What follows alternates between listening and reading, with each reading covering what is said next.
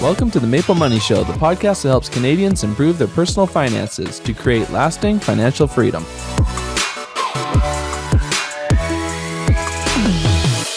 Self-care. It's been a bit of a buzzword the last couple of years, and I thought it might just be another hashtag used by indulgent millennials. So I brought one of the writers at Maple Money, Sarah Lee Cain, onto the show, and she showed me a side of self-care that's good for your health and your personal finances. Sarah founded the website High Fiving Dollars, where she aims to help others integrate physical, spiritual, and mental wellness so that money becomes a tool to enhance their lives. I wanted to let you know about a recent study conducted by our sponsor, Borrowell, that found a correlation between the frequency of checking your score and credit score increases. This makes sense. After all, what gets measured gets managed, and Borrowell does track your score over time. Head over to maplemoney.com/Borrowell. That's maplemoney.com/BORROWELL to start improving your credit score today. Now let's chat with Sarah about self-care.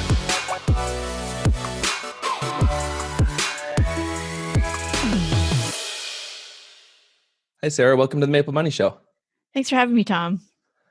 So we were chatting before this episode, and I kind of wanted to get into the idea of self-care with you. It seems to be a topic that's big with millennial women, and I don't check either of those boxes. So I was kind of wanting to talk to you and see, first of all, what is self-care?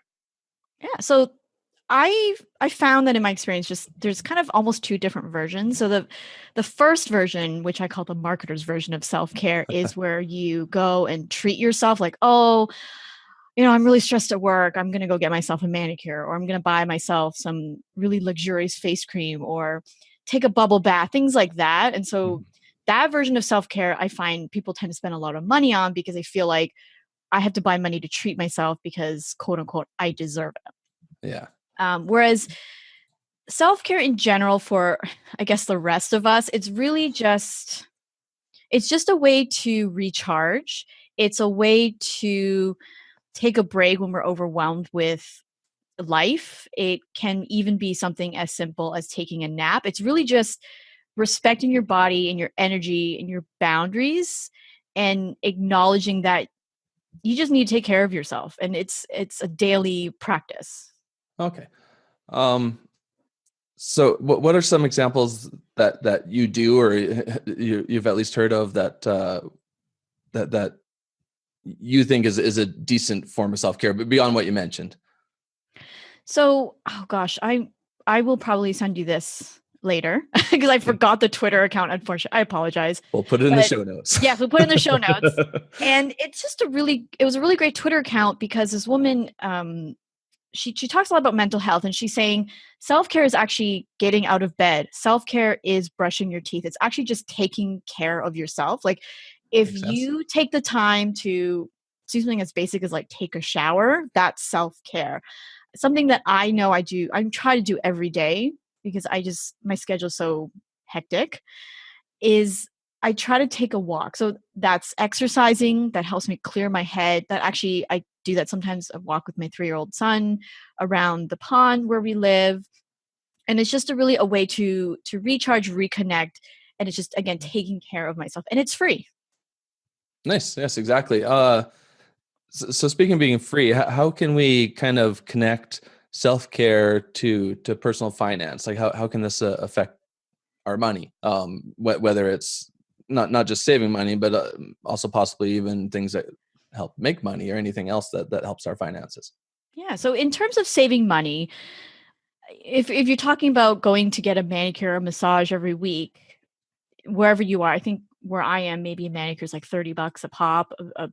A massage is maybe like $60, something like that. So you're spending quite a bit of money. So if you're doing that even on a monthly basis, right? Estimating like maybe $100+ a month, that's like $1,200 a year that you could be saving towards something else. So now I'm not saying don't spend money at all, but there are definitely cheaper ways to do it. Like if you insist on, let's say, a massage, maybe go to a beauty school. You can get a manicure as cheap as $10, things like that. And if you're talking about how self-care really bleeds into other parts of personal finances, so as a mom, like I remember being so sleep deprived when my son was first born. And it got to the point where I started ordering takeout a lot more, or I would go to a restaurant because I was so exhausted and did not take time for myself. Mhm. And I remember looking at my spreadsheet, I was like, oh my gosh, how did I spend $1,000 on food? And like, I'm like, nothing in the fridge. It was all, it was all takeout for my husband and I. And I was like, okay, if I actually take time to sleep, I take time to meal plan, that to me is a form of self care, and I take time to go to the grocery store or get it delivered, I would be saving. So now I think I spend about $300-ish a month on groceries. That's $700 a month I just saved by sleeping. um, that sounds similar to something I've been trying. I've been trying this whole intermittent fasting where you're only, in my case, eating from about what is it, 12 p.m. to 8 p.m. So I'm cutting out two things there. I'm cutting out breakfast, but more importantly, in my case, is I'm cutting out a whole lot of snacking in the evening when I'm at my computer working on the website, watching TV, whatever it is. I was doing a lot of snacking, so I did it for health reasons. But I noticed already, it's been maybe a month or two. I've noticed we've been spending a lot less on food, especially junk food. so Mhm. so yeah, I did it for health reasons. So that probably kind of counts as self care. But the real perk was as well is that I'm not spending as much on really the junky stuff. I'm truly just eating two meals basically. Yeah, and I find I still do this on occasion. I find that when I'm like super stressed, I'm super overwhelmed. So I just moved. I came back from a month-long road trip. I'm frankly very exhausted right now. I find myself going to Amazon or wanting to buy clothes. For some reason that's my vice, and I don't need clothes. So when you do regular self-care, when let's say you take a nap, go for a walk like I do, the stress levels are less, and for me those stress triggers are a lot less. Therefore, I actually just I spend a lot less time on Amazon unless it's for things I absolutely need. So that's another way to save money as well. Yeah, I was bad. With Prime Day just a couple days ago when we're recording this. I spent too much time on Amazon. um, yeah, I like the idea that if you're stressed, you could either take a nap or you could go spend money, which in the end is just going to lead to more stress. So yeah, I like the connection that you can sort of save money and actually reduce your stress in the long run, I think. Yeah, and for me, I think self-care even extends to like long-term or short-term goals. So let's say you're saving up for a vacation at Disneyland and it costs, let's say, $3,000. So self-care in that sense is you're putting aside money for something you're going to do in a few months or in a year, right? That's Hmm. you're going to enjoy yourself, you're going to have absolute fun time. So it's one of those things where yeah, you can have a manicure now, yeah, you can have a pedicure, a massage now, but that $100 could go towards the Disney vacation. So it's really one of those, I would almost say like an opportunity cost at that point. Okay. What was I looking for here? I was just thinking, if you mentioned budgeting, how about does it work the same with saving? Is that self care towards the future, or do you not consider it in the same area? Or Yeah, you can budget for self-care. I mean, I think I'm sure you've talked about it on your site and probably on the podcast in the future is you can have a fun fund, where Mhm. you just set aside a certain amount per month and you just spend it on whatever the heck you want. That's really a form of self-care because maybe let's say at the end of the month you are stressed and you really wanted that massage. Hey, I happen to have $100 in my savings account. Cool. I'm not going to feel guilty about spending this amount. Or you have a dedicated savings fund for some other goal, let's say a car or a house, you know, that's a form of self-care. It's really about respecting yourself and what it is that you want and value and taking action towards it. That's really my definition of self-care. Okay. Yeah, I like the fun fund because again, that sort of general idea of self care is maybe a little too indulgent sometimes. So yeah, then they can spend that a little more guilt free instead of just racking up the credit cards just because self care. Yeah. Mhm, exactly. Um, are there any other sort of aspects you can think of that you'd sort of consider a part of this? I I will say is that try to incorporate it every day, like in terms of self-care. And again, don't feel guilty about spending money to take care of yourself. If you do enjoy manicures and you feel like it's indulgent, but you save for it and you save for, retirement, all of the kind of other stuff, and you are really great with your budget, then go ahead. It's at the end of the day, it's really what you value and what you want and how it's going to help you relax. Like, don't do it because it's in a magazine. Don't do it because a celebrity, touts a certain brand of face mask or anything like that. It's really like if you enjoy it, right? Like something I really enjoy is gardening. So I actually am planning to buy a bonsai tree this week and learning how to take care of that. For me, it's self-care because it helps me relax. Yeah. It's not necessarily free, but I budgeted for it. Yeah, exactly. That that seems good. Just to, I don't know, because the bit I knew about self care was this idea that you just kind of almost it's that priority is just spending on yourself first, and like the spas and everything. So I mean, if you think about it, it is kind of spending on yourself, but it's also spending time, or spending your energy in taking care of yourself. And you and I both know that doesn't necessarily require a ton of money, right? It's kind of like thinking about, a no spend weekend, finding free entertainment around your city or your neighborhood. You're still having fun, but you're not spending money. So self care can be the same way. yeah, and putting energy into something sounds a lot better than putting more money into it. Like you mentioned, going for a walk or something like that. It's something you can just go do. Some of this sort of between personal finance and lifestyle, a lot of it kind of sounds. Well, what was a bigger term for me was life hacks back in the like I in addition to the intermittent fasting I've been trying, I've been drinking a lot more water. That's something that's been healthy for me, but again, is actually reducing my expenses.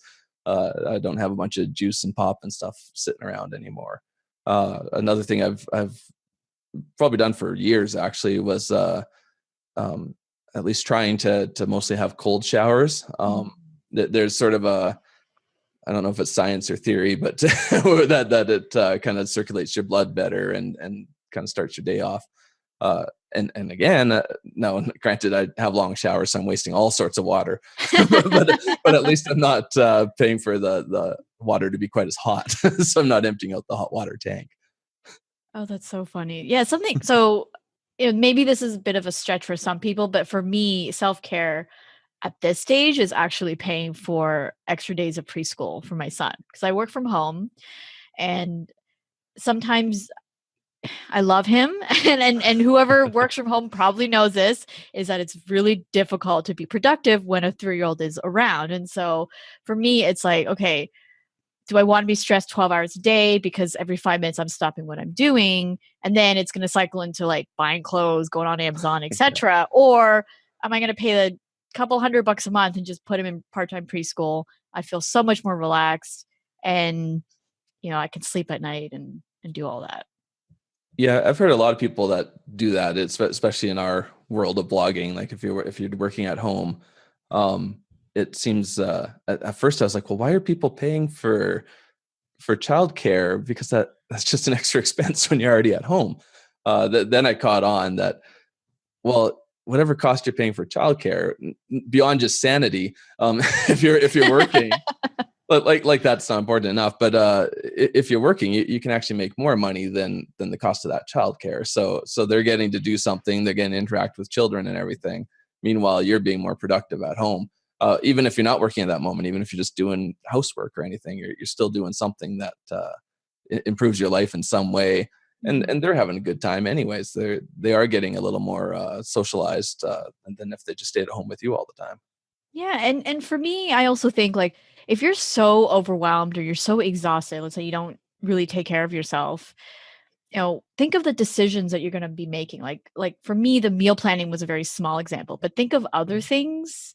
Like if you're tired and you're driving, like that's pretty dangerous when you're, sleepy or exhausted or worn out. Or, you know, let's say you make a mistake at work that could cost you I don't want to say like dock your pay, but it could cost you something at work, right? Maybe down the line. So it just does bleed to in every aspect. And so like simple as, maybe self-care, for work, let's say you're really stressed at work, maybe self-care that day is just going out for lunch with a friend, or going out for lunch, going out to lunch with a coworker. Okay, yeah, it sucks to be spending, 20, $30 on lunch, but if that will save you and your work performance, then, why not, right? Yeah, that could lead to a raise, or a bigger raise, maybe a bonus. No, I'm not saying just going and buying lunch is going to get you a Right. bonus, but I wish, right? yeah. My thought was it's employee morale and even productivity. And back to your comment about sleeping. One issue I've had for a few years now is not sleeping enough. Uh, I don't know. My average night is probably 6 hours. I've been getting better at 7 hours.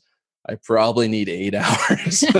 uh, so I'm working to that point. But for the longest time, I was almost getting well known for working nonstop. I've got a day job. I've got the blog, and I would put in a lot of hours, and I'd still spend my time with my family. That was still the priority. But ultimately, outside of when I get home from my day job, they're only awake for a few hours. And when they go to bed, I go back to work. So I've been cutting back on some of that time I'm spending in the evening to get more sleep. I'm not there yet. I'm sure more nights are 6 hours than they are 7 hours. But Yeah, I totally understand. I mean, I was at that point too. Like, if I think 2 or 3 years ago, my son was first born, so I was like nursing. I was like, my business right now was still a side hustle. I was teaching full time, and we didn't have family around, so it was like, my husband. Yeah, of course, my husband helped with the childcare, right? But it was one of those things where I was doing it all too, and it got to the point where, like, yeah, I just did not give myself time. And it was really, it was funny because it actually, so we had a nanny, because they don't really do cities there. My nanny at one point was like, "You look tired, take a nap." And it was funny because I think it was like 4:30 in the afternoon. She actually made me take a half an hour nap before she actually left for her evening job. Mhm. And I could not believe what a difference that made. And then I realized, okay, I just need to stop. Like, sometimes, yes, it's great to kind of keep hustling, making money, do all that. But if you're making all this money, then you're spending all this money on, quote unquote self-care, but you're still exhausted. Like, is it worth it? Yeah. For me, luckily, it was like a temporary thing. I did end up leaving my teaching job, and now I'm doing this, full time. But gosh, if I kept doing this, I don't even want to imagine what it's like, what I'm gonna be like, what I'm like now. Yeah. It's so instead of letting self-care just kind of become this, I don't know, jumbled mess of trying to do things. Yes, Um, exactly. I, I think you found more so than I have yet, but I'm trying to get there. Is just simplifying things can kind of help as well. Then, right? Yeah, exactly. Right now, I my schedule's okay. It's still pretty full. I'm a parent, let's be honest, but I pared down a lot of things, and I actually put it in my Asana, which is a project management software. For those of you Mhm. who don't know who that is, I actually schedule in self care. Like, Nice. there's like, I think I put it in like I color coded it. I was like, self care day, or like, so half a day on Friday. Like, actually, just, it doesn't matter what I do, but it has to just be for me. So this, or tomorrow, which is my self-care half day, I'm going to IKEA. It's like my happy place. It sounds really silly, but I just like going to see displays at IKEA. So I'm going to do that. I'm going to thoroughly enjoy it, and I'm going to feel refreshed, for the days ahead. Nice. Do you schedule some of the simpler things like going for a walk? Are you going to that level of detail, or? I probably will if I start not doing it. Oh, fair enough. Yeah. Yeah. Um, yeah, going for a walk's an interesting one because it's something I was thinking of starting, but I have yet to do it. But um, what about this idea of maybe simplifying a bit to get to what seems to be our agreement is probably a better form of self-care? Does sort of minimalism come into this at all? Like, even before we were on the show, we were talking about your move, and I admitted that 2 years later, I still have boxes full. Well, not many boxes, but I have boxes full of stuff in the garage that I haven't opened in 2 years. And I don't know, sometimes I feel weighed down by that stuff. I don't know if you have that same situation, but can kind of simplifying that way maybe help as well? I think so. I think if maybe take a look at see how much you're actually spending time, like maybe cleaning or thinking about buying something or thinking about replacing something, or like let's say like your car. Let's say you have a few cars, too, and maybe you don't really drive one, but you're spending time cleaning it, sometimes running the engine, right? So if you got rid of that car, then that you free up that time and the mental energy into something else, right? Mm-hmm. So I remember this was a few years ago. We had a storage unit because I lived overseas in China for a few years, and I remember opening the storage unit, and I was like, I don't remember buying any of this stuff. And if it was that useful, why was it in a storage unit? So I actually got rid of 90% of my things at that point, and it was so interesting. So if you think about moving, I remember oh gosh, how big was the storage unit? Probably the equivalent of like a small moving truck. And so a U-Haul what costs like $50. So I just saved myself $50, not including gas or insurance or anything like that, just by getting rid of those things I don't use anyways. And now I don't have to think about cleaning it. I don't have to buy the cleaning supplies for it. I don't have to buy boxes to organize it. Like all of that adds up, right? And so yeah, minimalism in a way, yes, can save you money. I think you just have to be very mindful in terms of like what it is you want to get rid of or what you want to keep, anything like that. Yeah, that's been a big part of the problem for me. Well, not so much what I want to keep, but I know what I want to get rid of. But I'm cheap enough that I don't want to just get rid of it. So some of that stuff has value, and then it becomes the whole hassle of, well, how am I going to sell this? I'm going to have to list all these items and deal with people coming to the door and everything. So yeah, no, that's another thing too, because something that maybe is of value to you, maybe you're only going to sell for like $5-10 to somebody else. And so like, is it worth it spending that time to sell something that's $10? Right. Yeah. So the things I did end up selling were kind of more collectible items. And so I made, I think, a few $100 off of that, which was great. But things like clothes, I had a few kind of books here and there. I ended up just donating to local Goodwill because I was like, is it really worth it to put it up on eBay or Poshmark? I don't know if you guys have that in Canada, but No, I'm not sure if we do or not. Okay, so it's like a consignment website. Okay. So is it like, kind of, is it worth it to put it up on those kind of websites to make a few bucks off of? And so, but I will say this, like whenever you do self-care or minimalism, simplify, anything like that, just start really small. Like all of the things I do now, it really started with that 15-minute walk, and it was like, okay, can I do this for, let's say, 3 weeks? And then when I was able to, I'm like, okay, what else can I do? Like scheduling that half day, like, oh my gosh, I felt so guilty the first time I did it. But now that I think I've been doing it consistently for maybe about 2 months now, I was like, oh man, I cannot believe I didn't do this sooner. But so it's really, I think, getting over the guilt of giving yourself permission to give yourself time to relax, recharge, get a massage, all of that kind of stuff. Well, great. Well, we got to get running. Thanks very much for joining the show.